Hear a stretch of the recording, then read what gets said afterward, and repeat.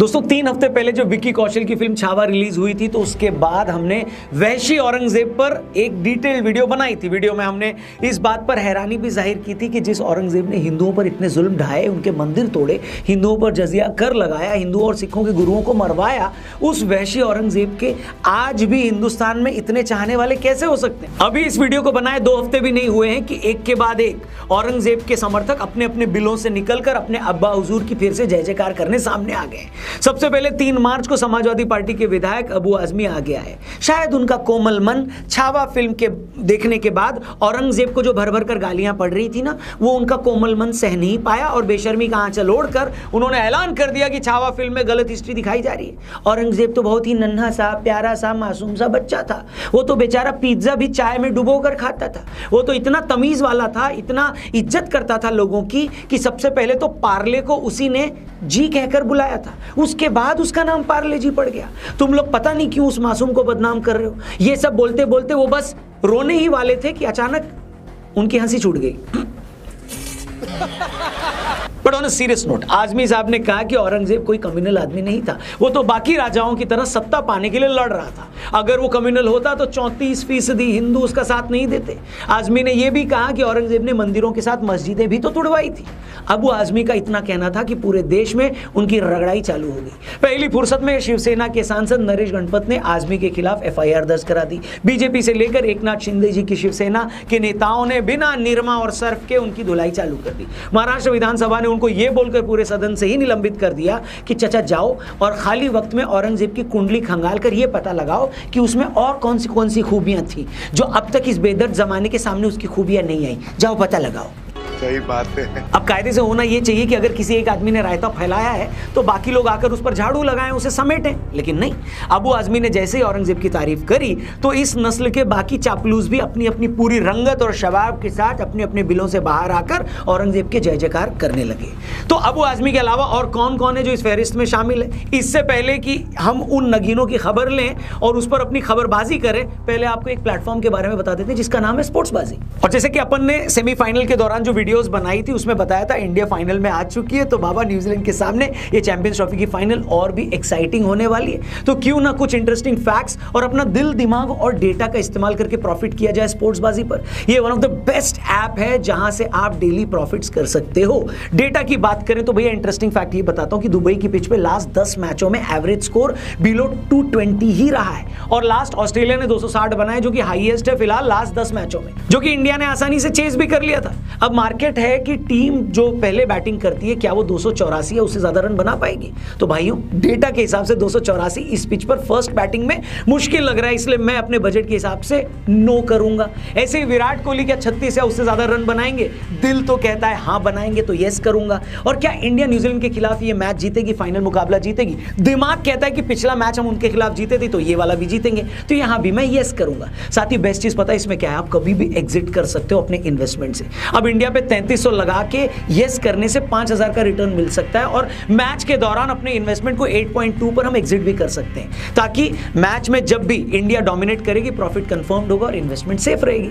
अब फाइनल आ गया है इंडिया फाइनल में, तो मौका है एक्स्ट्रा 10% रियल कैश पाने का अपने डिपॉजिट पर। अब डिपॉजिट के टाइम लगाओ कोड GET10। सपोज 20,000 डिपॉजिट करोगे, वॉलेट में आएगा 22,000। तो देर किस बात की, डाउनलोड करो स्पोर्ट्सबाजी, लिंक डिस्क्रिप्शन और पिन कमेंट में दिया है। फिलहाल वीडियो में आगे बढ़ते हैं।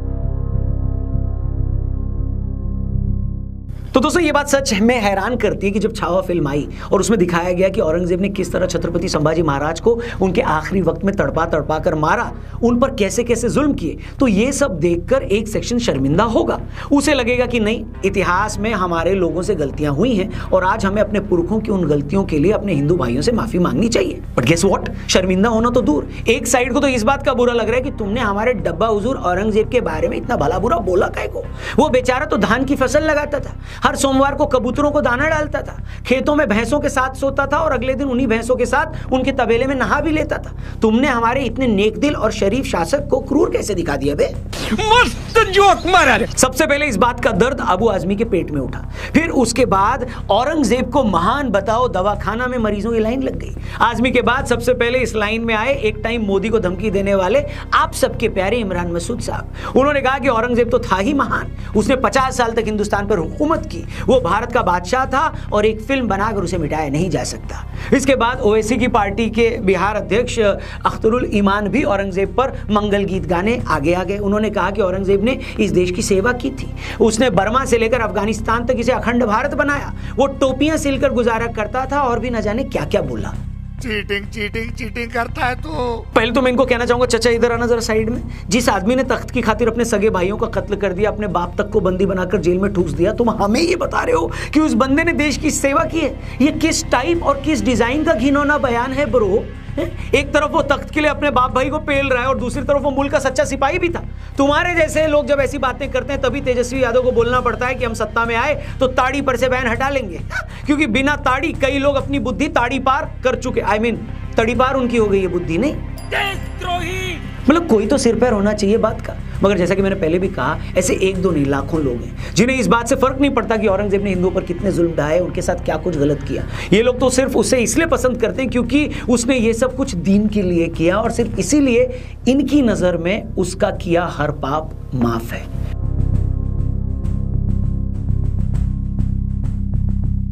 अब जिस औरंगजेब को ये लोग शांति का मसीहा बनाने पर तुले हैं, उसने असल में छत्रपति संभाजी महाराज के साथ क्या किया ये भी जरा सुन लो जी। वो असल कहानी जो शायद आपको फिल्म में भी देखने को नहीं मिली होगी।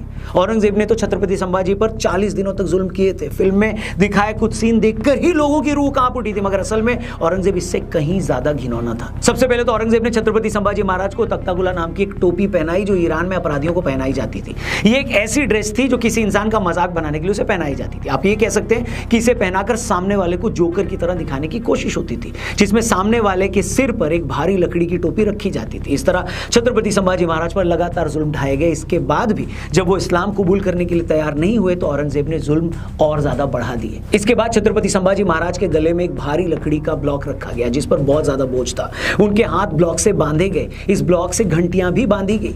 उनके हाथों और शरीर पर लोहे की भारी जंजीरें बांधी गई। इस दौरान उन पर और कवि कलश पर लगातार पत्थर फेंके गए। उन्हें टॉर्चर किया गया, मगर तब भी उन्होंने इस्लाम कबूल नहीं किया। इसके बाद औरंगजेब ने छत्रपति संभाजी महाराज को एक बौने ऊंट पर बिठाकर घुमाया, साथ में ढोल और दूसरे यंत्र भी बजाए गए। ठीक वैसा सुलूक जैसा उसने अपने भाई दारा शिकोह के साथ भी किया था। उनका अपमान किया गया, उन्हें कई तरह से टॉर्चर किया गया। इतना दर्द सहने के बाद भी छत्रपति औरंगजेब के सामने नहीं रुके, नहीं झुके। उन्होंने औरंगजेब पर दहाड़ लगाई। उसी रात महाराज की आंखों में लोहे की गर्म छड़ें घुसा दी गई, जिससे वो अंधे हो गए। उनके हाथ काटे गए और कवि कलश की जीभ काट दी गई।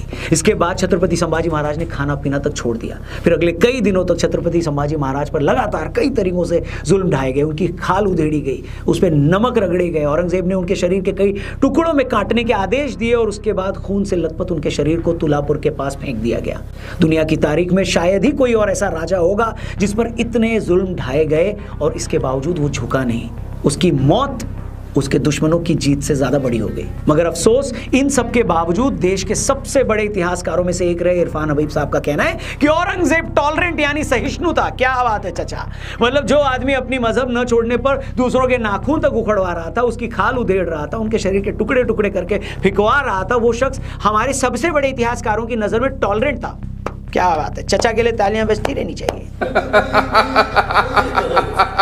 अब जरा सोचिए, इन्हीं लोगों ने इतिहास की किताबें लिखी हैं। उन्हीं किताबों को पढ़कर न जाने कितनी पीढ़ियां आगे बढ़ी हैं। जब इन जैसे लोग इतिहासकार की शक्ल में ऐसे बीज बोएंगे, ऐसी झूठी बातें फैलाएंगे, तो फिर उस देश की आवाम तक क्या ही सच्चाई पहुंची होगी।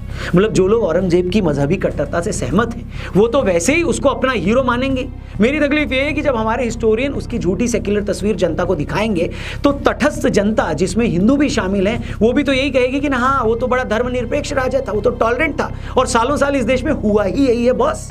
हमारे बड़े इतिहासकारों ने तो महमूद गजनवी तक के बारे में बोल दिया था कि वो सिर्फ लुटेरा था, उसका कोई कम्युनल एजेंडा नहीं था। इसी तरह औरंगजेब के चाहने वाले बार बार ये साबित करने की कोशिश करते रहते हैं कि उसका कोई कम्युनल एजेंडा नहीं था, मगर सच क्या है वो भी आपको बता देते हैं। सच ये है कि 9 अप्रैल 1669 को औरंगजेब ने अपनी हुकूमत वाले सभी 21 सूबों को आदेश दिया था कि हिंदुओं के जितने भी मंदिर हैं गिरा दो। और इस बात का जिक्र औरंगजेब के दरबार से जुड़े लेखक साकी मुस्तैद खान ने अपनी किताब मसीर आलमगीरी के चैप्टर 12 में किया है। और तो और 90 1565 में पब्लिश वाराणसी गैजेटियर के पेज नंबर 57 पर भी इस आदेश का जिक्र है। सच तो यह है कि इसी आदेश के बाद सोमनाथ और काशी विश्वनाथ के मंदिर भी गिराए गए। इसके अलावा औरंगजेब की वहशत के क्या कुछ किस्से और कहानियां हैं, इसका जिक्र हमने छावा मूवी पर बनाए इस वीडियो में किया है, जिसके बारे में हम दोबारा बात करके अपनी जबान खराब नहीं करना चाहते। उस वीडियो का लिंक डिस्क्रिप्शन में दिया है, आप चाहें तो जाकर उसे देख सकते हैं, यहां नहीं बोलूंगा मैं कुछ।